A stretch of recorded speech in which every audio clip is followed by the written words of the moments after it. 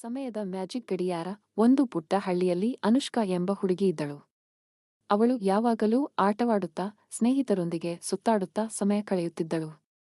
ಓದುವುದು, ಬರೆಯುವುದು ಅಂದರೆ ಅವಳಿಗೆ ಬೇಸರ. ಒಂದು ದಿನ ಆ ಹಳ್ಳಿಗೆ ಮಾತಾ ಕೈವಲ್ಯಮಯಿ ಎಂಬ ಸಂತರು ಬಂದರು. ಅವರು ಸಮಯದ ಮಹತ್ವದ ಬಗ್ಗೆ ಉಪನ್ಯಾಸ ನೀಡುತ್ತಿದ್ದರು. ಅನುಷ್ಕಾ ಕೂಡ ಕುತೂಹಲದಿಂದ ಆಲಿಸಿದಳು. ಸಂತರು ಹೇಳಿದರು, ಸಮಯವೆಂದರೆ ದೇವರು ನಮಗೆ ಕೊಟ್ಟಿರುವ ಅಮೂಲ್ಯವಾದ ಉಡುಗೊರೆ. ಅದನ್ನು ನಾವು ಸರಿಯಾಗಿ ಬಳಸಿಕೊಳ್ಳಬೇಕು.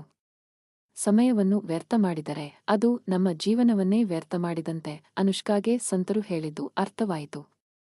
ಅವಳು ಮನೆಗೆ ಬಂದು ತನ್ನ ತಾಯಿಯ ಬಳಿ ಮಾತನಾಡಿದಳು.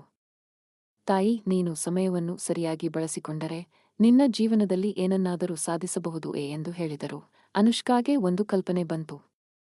ಅವಳು ತನ್ನ ಅಜ್ಜಿಯ ಬಳಿ ಹೋಗಿ ಒಂದು ಹಳೆಯ ಗಡಿಯಾರವನ್ನು ಕೇಳಿದಳು. ಅಜ್ಜಿ, ಈ ಗಡಿಯಾರದಲ್ಲಿ ಒಂದು ಮ್ಯಾಜಿಕ್ ಇದೆ. ನೀನು ಸಮಯವನ್ನು ಸರಿಯಾಗಿ ಬಳಸಿಕೊಂಡರೆ ಈ ಗಡಿಯಾರ ನಿನಗೆ ಸಹಾಯ ಮಾಡುತ್ತದೆ ಎಂದು ಹೇಳಿದರು. ಅನುಷ್ಕಾ ಗಡಿಯಾರವನ್ನು ತೆಗೆದುಕೊಂಡು ತನ್ನ ಕೋಣೆಗೆ ಬಂದಳು. ಅವಳು ಗಡಿಯಾರದ ಮುಳ್ಳುಗಳನ್ನು ಸರಿಯಾಗಿ ತಿರುಗಿಸಿ, ನಾನು ಇಂದಿನಿಂದ ಸಮಯವನ್ನು ಸರಿಯಾಗಿ ಬಳಸಿಕೊಳ್ಳುತ್ತೇನೆ ಎಂದು ಪ್ರತಿಜ್ಞೆ ಮಾಡಿದಳು. ಮರುದಿನದಿಂದ ಅನುಷ್ಕಾ ತನ್ನ ಸಮಯವನ್ನು ಸರಿಯಾಗಿ ಬಳಸಿಕೊಳ್ಳಲು ಪ್ರಾರಂಭಿಸಿದಳು.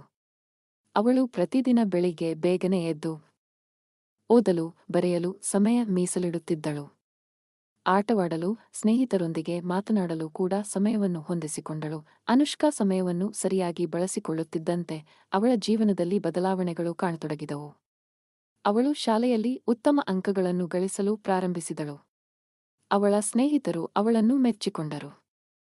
ಅವಳು ತನ್ನ ಕನಸುಗಳನ್ನು ನನಸಾಗಿಸಲು ಸಾಧ್ಯವಾಯಿತು. ಅನುಷ್ಕಾಗೆ ಅರ್ಥವಾಯಿತು, ಸಮಯವೆಂದರೆ ನಿಜವಾಗಿಯೂ ಅಮೂಲ್ಯವಾದ ಸಂಪತ್ತು.